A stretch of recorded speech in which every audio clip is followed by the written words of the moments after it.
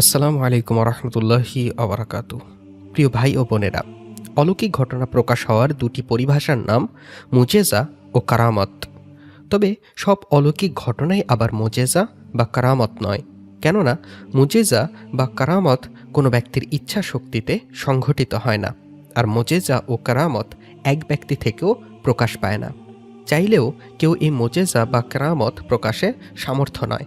তাহলে প্রশ্ন হলো, অলৌকিক কোনো ঘটনা দেখলেই কি তা বিশ্বাস করতে হবে? না, অলৌকিক কোনো ঘটনা ঘটতে দেখলেই তা বিশ্বাস করা যাবে না।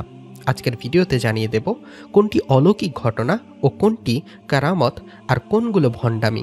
অনেকেই এগুলোকে পুঁজি করে অনেক রকম ভণ্ডামি করে থাকেন, মানুষকে ধোঁকা দিয়ে থাকেন।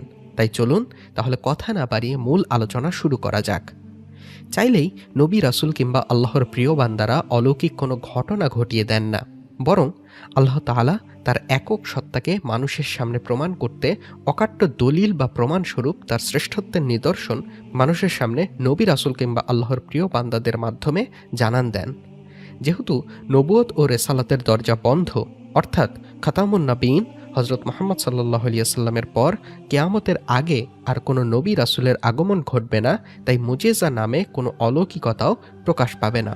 তবে যুগে যুগে কিয়ামত পূর্ব পর্যন্ত আল্লাহ তাআলা তার প্রিয় বান্দাদের পৃথিবীতে পাঠাবেন, যারা আল্লাহর জমিনে তার দিনকে প্রতিষ্ঠার সংগ্রামে নিজেদের নিয়োজিত রাখবেন।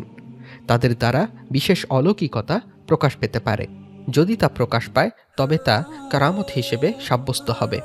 কারামত প্রকাশে যেহেতু মানুষের ইচ্ছাশক্তির কোনো মূল্য নেই, তাই এই কথা সবসময় বিশ্বাস রাখতে হবে যে কারামত শুধুমাত্র আল্লাহ তাআলার ইচ্ছা স্বাধীন।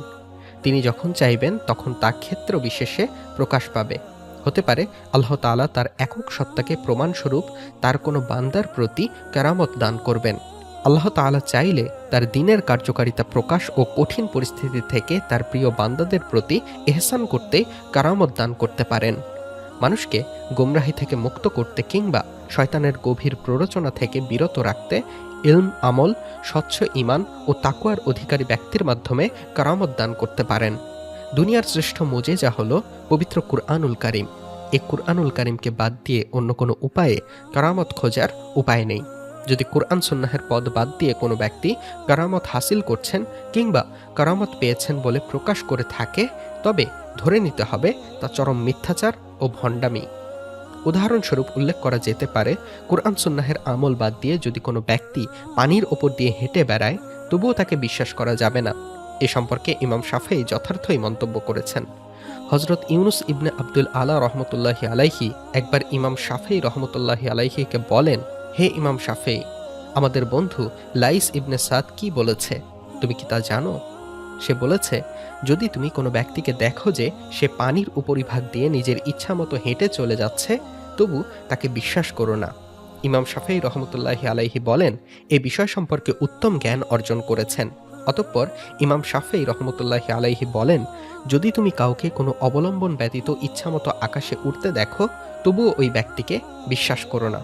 সুতরাং কুরআন সুন্নাহ ব্যতীত কোনো ব্যক্তির বিশেষ কোনো ক্ষমতা বা অলৌকিক ঘটনাকে বিশ্বাস করে তার প্রতি আনুগত্য করা কোনো মুমিন মুসলমানের কাজ নয়।